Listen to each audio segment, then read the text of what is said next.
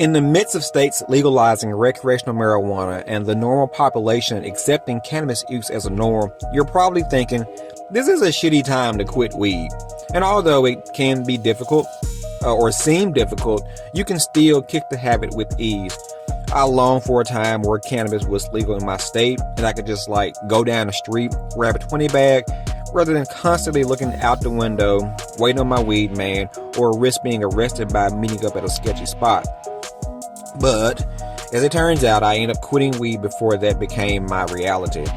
And also I noticed there's a rising trend in buying weed online or Delta 9 no matter what state you live in. But don't feel like a loser because it seems like you're quitting when the party is heating up. First off, the law never stopped me from getting my weekly package. So it's not like I went without weed because I was not in a legal state. If you smoke weed a lot, and I'm sure you are the same, it was not like I missed out on my fair share of weed in my life. Actually, the rising popularity of weed didn't really affect my decision, but rather helped me confirm my decision to quit. I thought of it like having your favorite song on an album that nobody really knows about, and then all of a sudden it appears on the radio, and now everybody jumps on the bandwagon. They're like, oh, that's my favorite song, or that's my favorite band. Well, that's how I feel like weed has become in 2024. People are just smoking or vaping just because they can buy it, and people are just so thirsty to entertain themselves because their lives suck.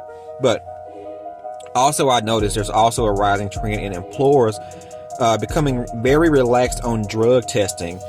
So you can easily land a job now without having to buy a fake pee or use your pregnant wife's pee. But maybe you're still saying, how can I quit when it's all this social acceptance of weed? First, you have to admit that you have an addiction problem. The longer your relationship is with weed, she can become kind of like your best friend. And who wants to call their friend an addiction? You might say, I can stop anytime I want. I can quit anytime I like. But you never actually take the steps to stop. Find out why you started smoking weed and what is your motivation or your reasons at the current time in life why you still continue to smoke or vape or whatever you do. Whether you use it to sleep, eat, deal with depression, help you deal with that stupid family member without killing them, whether you are a ritualistic person, etc. Whatever the reasons are, write them down and be quite cognitive of your actions. Once you identify your motivations, let's weigh out the negatives and the positives it presents in your life. If you've been smoking for 3, 5, 10, 15, 20, whatever, how many years, you tend to only focus on the positives and kind of sweep the negatives under the rug. No matter how highly you think of cannabis, there are some negative side effects if you use it on a daily basis. For me personally, of course, I didn't really think of weed as a negative. I was able to keep my job, be productive at work, I think, be a decent father, be a decent husband, save money, sorta, kinda. And although I was able to maintain a regular life while smoking weed, it still presented some problems. My appetite was greatly affected. I could not eat unless I smoked. And my wife had stopped smoking weed, so I started feeling kind of guilty about smoking. So in turn, I would actually hide it from her. And it became quite stressful trying to hide something from somebody that you live with from day to day. Then there's small things like the odor, the consistent job of trying to mask the smell or being nervous if somebody smells you or do I smell like weed or whatever. That can become taxing after a while. But the main issue was I was addicted. I did not smoke weed because I needed it medically. It was strictly recreational. And when you feel like you need something every day that you don't actually need every day, you have an addiction problem.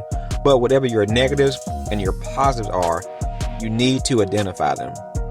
Next, try to go a day without smoking. And I will congratulate you now because you can go a day without smoking. Once you realize you can go a full day without it, you know you can go without it for good. It just takes consistent practice and willpower. Once you do this for an extended period of time, it'll become much easier. Some experts say you can retrain your brain within 30 days. Now, don't be alarmed, don't be ashamed, don't feel upset if you relapse or fall off. Don't look at it as a failure, but look at it as a lesson.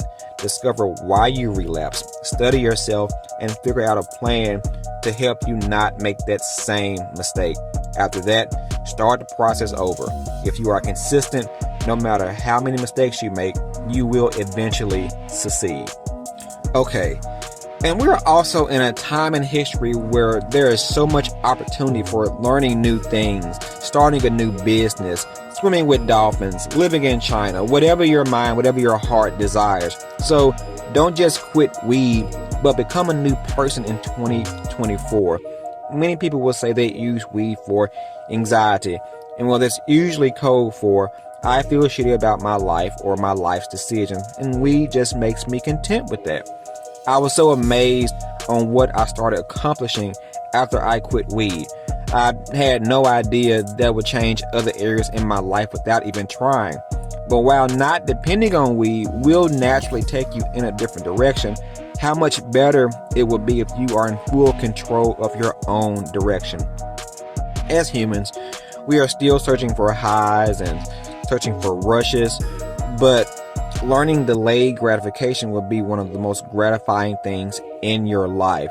Similar to porn, weed gives us this instant gratification of being high, and it just quickly goes away. Anything that comes quick in life, you really won't appreciate it. You will just be searching for the next artificial high. When you work hard at something day after day for a long period of time, and when you finally accomplish it, you will get a more substantial high that lasts in your brain. It's approaching 2024, and let's start with doing something you never thought you could achieve: quitting weed. Once you actually prove to yourself you are capable, anything after that will be so much easier to accomplish. Don't follow the trends of society and embrace a new version of yourself.